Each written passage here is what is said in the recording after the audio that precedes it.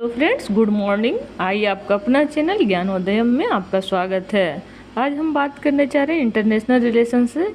आज का मुद्दा है गुटनिरपेक्ष आंदोलन, जिसे हम नाम के नाम से भी जानते हैं, अर्थात नॉन एलिजेंट मूवमेंट। तो आइए जानते हैं कि नाम के बारे में क्या क्या जानेंगे। तो फिलहाल ये वर्तमान में रहने का क्या कारण है, इससे संबंधित इसका इतिहास क्या रहा है, और फिर अभी वर्तमान समय में इसकी प्रासंगिकता क्यों बनी हुई है, और गुटनिरपेक्ष आंदोलन अर्थात नाम के मुख्य सिद्धांत क्या क्या रहे। तो इन्हीं चंद मुद्दों को हम बारी बारी से देखने का प्रयास करेंगे।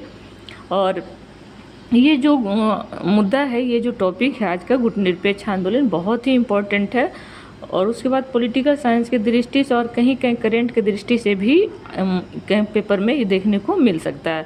अगर हम बात बीपीएससी की करें तो बीपीएससी के फर्स्ट पेपर में करेंट के रूप में समाहित हो सकता है, जबकि बीपीएससी के जीएस पेपर 2 में पॉलिटिकल साइंस के रूप में देखने को मिल सकता है। तो आइए आपका ज़्यादा समय ना लेते हुए हम सीधे मुद्दे पे आते हैं। तो हाल ही में गुटनिरपेक्ष आंदोलन का 19वां शिखर सम्मेलन युगांडा के कंपाला में आयोजित किया गया। हाल ही में गुटनिरपेक्ष आंदोलन का 19वां शिखर सम्मेलन युगांडा के कंपाला में आयोजित किया गया। अब बात करते हैं इससे संबंधित क्या क्या तथ्य हैं। इस वर्ष का नाम शिखर सम्मेलन का थीम जो था, साझा वैश्विक समृद्धि के लिए सहयोग में वृद्धि, अर्थात नाम का 19वां शिखर सम्मेलन जो युगांडा के कंपाला में किया गया, उसका थीम था साझा वैश्विक समृद्धि के लिए सहयोग में वृद्धि। इस शिखर सम्मेलन में कंपाला घोषणा पत्र को अपनाया गया और इस घोषणा पत्र के तहत निम्न बातें की गई, जैसे कि सदस्य देशों ने संयुक्त राष्ट्र को प्राथमिक बहुपक्षीय संगठन के रूप में मजबूत करने के लिए प्रतिबद्धता व्यक्त की। सदस्य देशों ने सतत विकास के लिए एजेंडा 2030 और अदिस अबाबा एक्शन एजेंडा, जिसे 4A के नाम से जाना जाता है, को साकार करने हेतु संयुक्त प्रयास करने पर सहमति व्यक्त की है। अर्थात इसमें दो बातें उभर करके सामने आई है। पहला तो ये है कि सतत विकास के लिए एजेंडा 2030, और दूसरा अदिस अबाबा एक्शन एजेंडा, जिसे हम जिसे ट्रिपल ए के साथ सिंगल ए के नाम से, अर्थात जिसमें 4A को शामिल किया गया है। आगे बात करते हैं कि अदिस अबाबा एक्शन एजेंडा सतत विकास के वित्तपोषण के लिए एक वैश्विक ढांचा प्रदान करता है।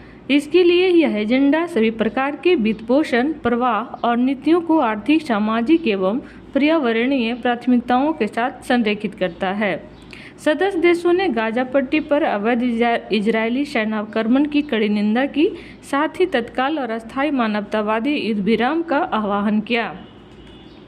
अब बात करते हैं कि साउथ सूडान नाम का नया सदस्य अर्थात 121वां देश बन गया। इसके पहले नाम में कुल 120 सदस्य देश थे, लेकिन साउथ सूडान के जुड़ने के साथ ही इसकी संख्या, सदस्यों की संख्या 121 हो गया। अब हम बात करते हैं गुटनिरपेक्ष आंदोलन की कुछ इतिहास की घटनाक्रम को देखने का प्रयास करेंगे। इसकी उत्पत्ति 1955 में बांडुंग, इंडोनेशिया में आयोजित एशिया अफ्रीकी सम्मेलन में की गई थी। नाम का गठित शीत युद्ध के चरम दौर के समय अफ्रीका, एशिया, लैटिन अमेरिका और दुनिया की अन्य क्षेत्रों की स्वतंत्रता संग्राम के दौरान किया गया था।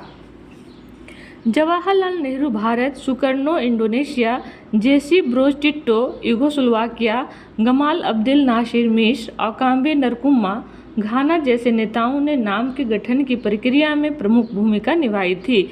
इन प्रमुख नेताओं का नाम मैं एक बार पुनः ले लेती हूँ, जो इस प्रकार है कि Jawaharlal Nehru Bharat, Sukarno Indonesia, JC Broz Tito Yugoslavia, Gamal Abdel Nasser मिस्र और क्राको नरकुम्मा घाना जैसे नेताओं का प्रमुख भूमिका रही है। आगे चलकर ये सभी नेतागण नाम के संस्थापक सदस्य बने। इसके गठन के पीछे यह विचार था कि ये देश दो सैन्य गुटों, अमेरिका के अधीन नाटो और सोवियत संघ के अधीन वार्सा पैक्ट में से किसी के भी साथ गठबंधन नहीं करेंगे। इसे एक बार पुनः सुन ले। पहले विश्व हमारे दो गुटों में बटा हुआ था। पहला था अमेरिका के अधीन नाटो और सोवियत संघ के अधीन वार्सा। इसे पृथक रहते हुए इन देशों ने अपना एक अलग, जिसमें हम किसी में शामिल न होकर पृथक रहेंगे, जिसका नाम दिया गया। बांडुंग सम्मेलन के दौरान घोषित बांडुंग के 10 सिद्धांतों को बाद में गुटनिरपेक्ष आंदोलन के मुख्य लक्ष्यों या सिद्धांतों के रूप में अपनाया गया। 1981 में नाम का पहला सम्मेलन बेलग्रेड में आयोजित किया गया था। बेलग्रेड वर्तमान में सर्बिया की राजधानी है। सदस्यता वर्तमान में इसमें भारत सहित 121 सदस्य देश हैं। इनमें अफ्रीका के 54, एशिया के 39, लैटिन अमेरिका और कैरेबियन के 26 देश तथा यूरोप के 2 देश शामिल हैं। अब हम बात करते हैं कि नाम के मुख्य सिद्धांत क्या रहा। तो संयुक्त राष्ट्र चार्टर और अंतर्राष्ट्रीय कानूनों का सम्मान करना, सभी देशों की संप्रभुता, समानता और क्षेत्रीय अखंडता, संयुक्त राष्ट्र चार्टर के अनुसार अंतर्राष्ट्रीय संघर्षों का शांतिपूर्ण समाधान, संयुक्त राष्ट्र चार्टर के तहत आत्मरक्षा के अधिकारों का सम्मान, देशों के आंतरिक मामलों में हस्तक्षेप न करना, संवाद के माध्यम से बहुपक्षपात और सहयोग को बढ़ावा देना।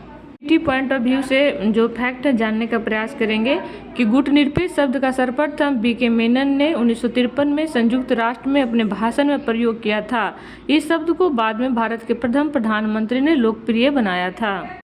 नाम में 18 देश और 10 अंतर्राष्ट्रीय संगठन पर्यवेक्षक के रूप में शामिल हैं। अब बात करते हैं कुछ इसके लिए इम्पोर्टेंट जानकारी जो है कि नाम की नीति पंचशील के 5 सिद्धांतों पर आधारित है। ये सिद्धांत 1954 में भारत और चीन के बीच हस्ताक्षरित अंतर्राष्ट्रीय संबंधों संचालन के सिद्धांत हैं। गुटनिरपेक्ष आंदोलन के पास कोई औपचारिक संस्थापक चार्टर या संधि नहीं है, साथ ही इसका कोई अस्थायी सचिवालय भी नहीं है। अब हम बात करते हैं कि वर्तमान में इसकी प्रासंगिकता बने रहने का क्या क्या कारण है। तो सबसे पहला कारण है संयुक्त राष्ट्र में सुधार और उनका लोकतांत्रिकरण। नाम संयुक्त राष्ट्र सुरक्षा परिषद के सुधार में तेजी लाने की वकालत करता है। इससे यह संयुक्त राष्ट्र का अधिक लोकतांत्रिक, पारदर्शी और प्रतिनिधि बन सकेगा। दूसरा है संप्रभुता की रक्षा। नाम देश आत्मनिर्णय, क्षेत्रीय अखंडता के प्रति सम्मान, गैर आक्रामकता और सदस्य देशों की स्वतंत्रता व स्वायत्तता की रक्षा के सिद्धांतों को समर्थन करता है। तीसरा है विदेश नीति का एक अभिन्न अंग। भारत जैसे कई विकासशील देश अभी भी नाम नीति का पालन करते हैं, क्योंकि नाम में विदेशी नीति में कार्रवाई की स्वतंत्रता निहित है। एकजुट करने वाली शक्ति। छोटे और विकासशील देशों के उपनिवेशीकरण व साम्राज्यवाद को रोकने के लिए नाम अभी भी एक सख्त उपाय के रूप में लागू है। दक्षिण सहयोग के लिए मंच। यह विकासशील देशों को एक साथ लाने व साझा चुनौतियों एवं हितों पर चर्चा करने और वैश्विक मामलों पर प्रभाव डालने के लिए एक प्रभावी मंच है। बहुपक्षवाद और वैश्विक शांति को बढ़ावा देना। नाम बहुपक्षवाद, कूटनीति और शांतिपूर्ण सहअस्तित्व के सिद्धांतों का समर्थन करता है। नाम द्वारा संयुक्त राष्ट्र को लोकतांत्रिक बनाने की वकालत करना और इजराइल की युद्धों की निंदा करना इसका प्रमाण है। सक्रिय गुटनिरपेक्षता की अवधारणा का बढ़ता महत्व। इसमें निष्क्रिय तटस्थता की बजाय एक सक्रिय दृष्टिकोण समाहित है। इसका समस्याओं को हल करना और संकटग्रस्त विधि के लिए अत्यंत आवश्यक समाधान खोजना है। अब हम बात करते हैं कि गुटनिरपेक्ष बनाम तटस्थता क्या है। तो गुटनिरपेक्षता एक राजनीतिक अवधारणा है, इसके विपरीत तटस्थता एक कानूनी अवधारणा है। गुटनिरपेक्षता किसी राज्य के संविधान में नहीं लिखी गई है। तटस्थता राज्य की नीति का एक अस्थायी गुण हो सकता है। गुटनिरपेक्षता वैश्विक मामलों में सक्रिय भूमिका पर जोर देती है, साथ ही सभी देशों के साथ मित्रता और सहयोग को बढ़ावा देती है, इसलिए सकारात्मक अवधारणा है। तटस्थता का अर्थ है गैर भागीदारी। जरूरी नहीं कि इसमें ऐसा कोई सकारात्मक संबंधों को शामिल किया जाए। अब हम बात करते हैं कि इसके समक्ष अभी कौन कौन सी चुनौतियां मौजूद है। तो विश्व व्यवस्था द्विध्रुवीय से अधिक जटिल और बहुध्रुवीय वैश्विक व्यवस्था में परिवर्तित हो रही है। क्वाड, I2U2 जैसी बहुपक्षीय साझेदारियों के रूप में गठबंधन विकसित हो रही है। क्वाड का मतलब है क्वाड्रिलेटरल सिक्योरिटी डायलॉग। यह भारत, संयुक्त राज्य अमेरिका, ऑस्ट्रेलिया और जापान के एक अनौपचारिक रणनीतिक फोरम है। I2U2 अर्थात भारत, इजराइल, संयुक्त अरब अमीरात और संयुक्त राज्य अमेरिका के बीच एक साझेदारी है। नाम के कई सदस्य देश समाजवाद और राज नियंत्रण के विचारों का समर्थन करते हैं और अमेरिका पर निर्भर है। आसियान, एससीओ और ब्रिक्स जैसे क्षेत्रीय संगठन विशिष्ट क्षेत्रीय चुनौतियों का अधिक प्रभावी ढंग से समाधान करते हैं। जलवायु परिवर्तन, साइबर सुरक्षा और महामारी जैसे उभरते वैश्विक मुद्दों, नेतृत्व की कमी, आंतरिक असहमति और वैश्विक मुद्दों पर स्पष्ट रूप अपनाने का विफलता।